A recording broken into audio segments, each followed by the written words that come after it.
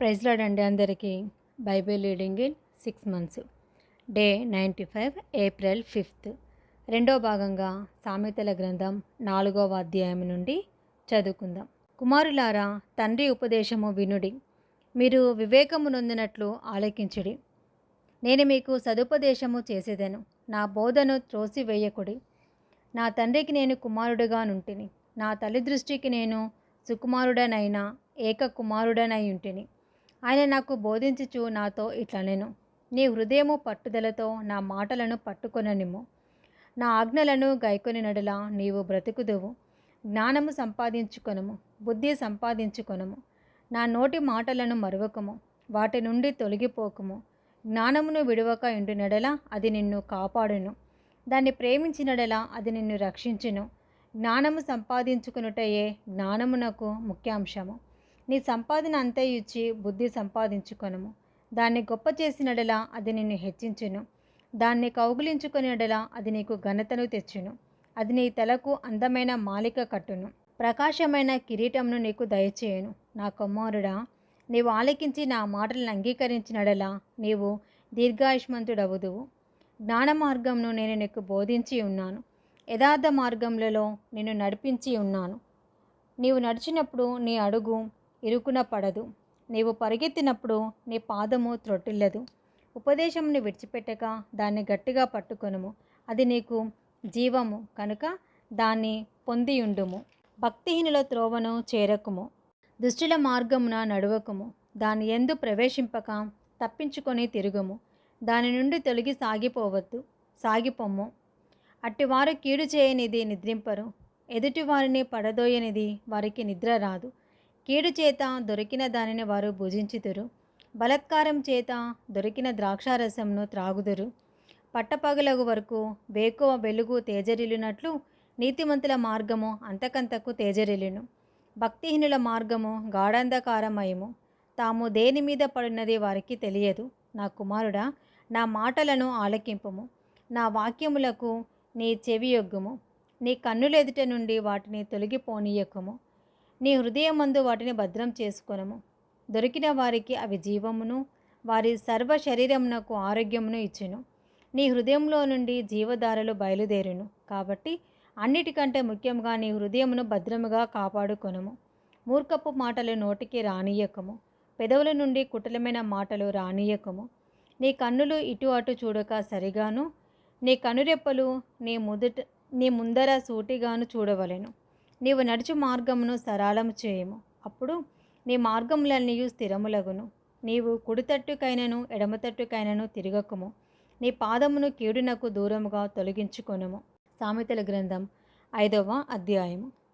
నా కుమారుడా, నా జ్ఞానోపదేశము ఆలకింపుము, వివేకము గల నా బోధకు చెవియొగ్గుము. అప్పుడు నీవు బుద్ధి కలిగి నడుచుకొందువు. తెలివిని బట్టి నీ పెదవులు మాటలాడును, జారశ్రీ పెదవుల నుండి తేనె కారును. దాని నోటి మాటలు నూనె కంటేను నునుపైనవి, దాని వలన కలుగు ఫలము మునిసి పండంత చేదు. అది రెండంచులు గల కత్తి అంత పదునుగలది. దాని నడతలు మరణమునకు దిగుటకు దారితీయును, దాని అడుగులు పాతాళమునకు చక్కగా చేరును. అది జీవమార్గమును ఏమాత్రమును విచారింపదు, దానికి తెలియకుండానే దాని పాదములు ఇటు అటు తిరుగును. కుమారులారా, నా మాట ఆలకింపుడి, నేను చెప్పు ఉపదేశము నుండి తొలగకుడి. జారశ్రీయుండు ఛాయకు పోక నీ మార్గము దానికి దూరముగా చేసుకొనుము. దాని ఇంటి వాకిటి దగ్గరకు వెళ్ళకుము. వెళ్ళినడల పరులకు నీ యవ్వన బలమును, క్రూరులకు నీ జీవితకాలమును ఇచ్చివేతువు. నీ ఆస్తి వలన పరులు తృప్తి పొందుదురు, నీ కష్టార్జితము అన్యుల ఇల్లు చేరును. తుదకు నీ మాంసమును నీ శరీరమును క్షీణించినప్పుడు, అయ్యో, ఉపదేశము నిన్నెట్లు త్రోసివేసి తిని, నా హృదయపు గద్దింపు నిన్నెట్లు తృణీకరించెను. నా బోధకుల మాట నేను వినకపోతిని, నా ఉపదేశకులకు నేను చెవియొగ్గలేదు. నేను సమాజ సంఘముల మధ్య నుండి ప్రతి విధమైన దౌష్ట్యమునకు లోబడుటకు కొంచెమే ఎడమాయను అని నీవు చెప్పుకొనుచు మూలుగుచూ నుందువు. నీ సొంత కుండలోని నీళ్లు పానం చేయుము, నీ సొంత బావిలో ఉబ్బుకు జలము తాగుము. నీ ఊటలు బయటికి చెదిరిపోదగునా, వీధులలో అవి నీటి కాలువగా పారదగునా. అన్యులు నీతో కూడా వాటిని అనుభవింపకుండా అవి నీకే ఉండవలెను కదా. నీ ఊట దీవెన నొందును, నీ యవ్వన కాలపు భార్య యందు సంతోషింపుము. ఆమె అతి ప్రియమైన లేడి, అందమైన దుప్పి. ఆమె రొమ్ముల వలన నీవెల్లప్పుడూ తృప్తి నొందుచుండుము. ఆమె ప్రేమ చేత నిత్యము బద్ధుడవై ఉండుము. నా కుమారుడా, జారస్త్రీ యందు నీవేళ బద్ధుడవై ఉందువు. పరస్త్రీ రొమ్ము నీవేళ కౌగిలించుకుందువు. నరుని మార్గములను యెహోవా ఎరుగును. వాని నడతలన్నిటినీ ఆయన గుర్తించెను. దుష్టుని దోషములు వానిని చిక్కులబెట్టును. వాడు తన పాశము వలన బంధింపబడును. శిక్ష లేకయే అటువాడు నాశనమగును. అతి మూర్ఖుడై వాడు త్రోవ తప్పిపోవను. సామెతల గ్రంథం 6వ అధ్యాయము. నా కుమారుడా, నీ చెలికాని కొరకు పూటపడి నెడల, పరుని చేతిలో నీవు నీ చెయ్యి వేసినెడల, నీ నోటి మాటల వలన నీవు చిక్కుబడి ఉన్నావు. నీ నోటి మాటల వలన పట్టబడి ఉన్నావు. నా కుమారుడా, నీ చెలికాని చేత చిక్కుబడితివి. నీవు త్వరపడి వెళ్ళి విడిచిపెట్టుమని నీ చెలికానిని బలవంతము చేయము. ఇలాగు చేసి తప్పించుకొనుము. నీ కన్నులకు నిద్ర అయినను, నీ కనురెప్పులకు కునుకుపాటైనను రానియకుము. వేటగాని చేతిలో నుండి లేడి తప్పించుకొనినట్లును, ఎరుగువాని చేతి నుండి పక్షి తప్పించుకొనుము. సోమరి, చీమల యొద్దకు వెళ్ళుము. వాటి నడతలు కనిపెట్టి జ్ఞానము తెచ్చుకొనుము. వాటికి న్యాయాధిపతి లేకున్నను, పై విచారణకర్త లేకున్నను, అధిపతి లేకున్నను, అవి వేసవి కాలమందు ఆహారం సిద్ధపరచుకొనును, కోతకాలమందు ధాన్యము కూర్చుకొనును. సోమరి, ఎందాక నీవు పండుకొని ఉందువు? ఎప్పుడు నిద్రలేచెదవు? ఇక కొంచెము నిద్రించేదనని, కొంచెము కునికెదనని, కొంచెం సేపు చేతులు ముడుచుకొని పరుండేదనని నీవనుచుందువు. అందుచేత దోపిడిగాడు వచ్చినట్లు దారిద్ర్యము నీ యొద్దకు వచ్చును. ఆయుధదారుడు వచ్చినట్లు లేమి నీ యొద్దకు వచ్చును. కుటిలమైన మాటలు పలుకువాడు, పలికిమాలిన వాడును దుష్టుడునై ఉన్నాడు. వాడు కన్ను గీటుచు కాళ్లతో సైగ చేయును, వేళ్లతో గుర్తులు చూపును. వాని హృదయము అతి మూర్ఖ స్వభావము కలది. వాడెల్లప్పుడూ కీడు కల్పించుచు జగడములు పుట్టించును. కాబట్టి ఆపద వాని మీదికి హఠాత్తుగా వచ్చును. వాడు తిరగలేకుండా ఆ క్షణమందే నలగగొట్టబడును. యెహోవాకు అసహ్యమైనవి 6 కలవు, 7 ఆయనకు హేయములు.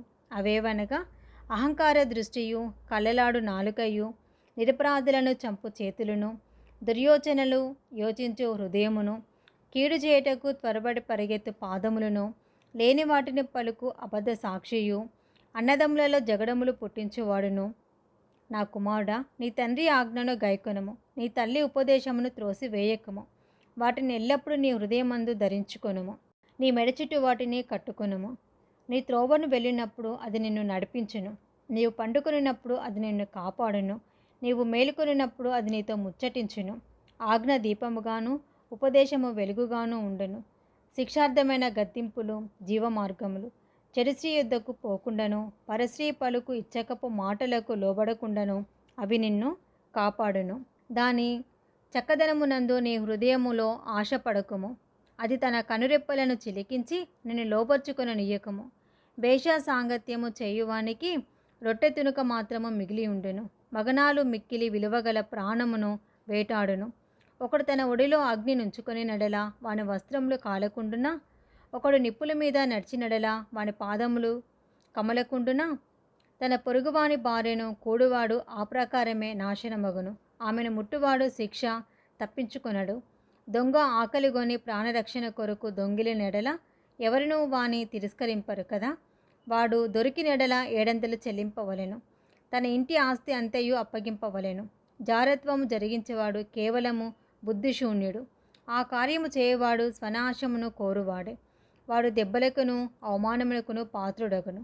వానికి కలుగు అపకీర్తి ఎన్నటికినీ తొలగిపోదు. భర్తకు పుట్టు రోషము మహారౌద్రము గలది. ప్రతీకారము చేయు కాలమందు అట్టివాడు కనికరపడడు. ప్రాయశ్చిత్తమేమైనా నీవు చేసినను వాడు లక్ష్యపెట్టడు. ఎంత గొప్ప బహుమానములు నీవిచ్చినను వాడు ఒప్పుకొనడు. ఇది 2వ భాగం అండి. Praise the lord.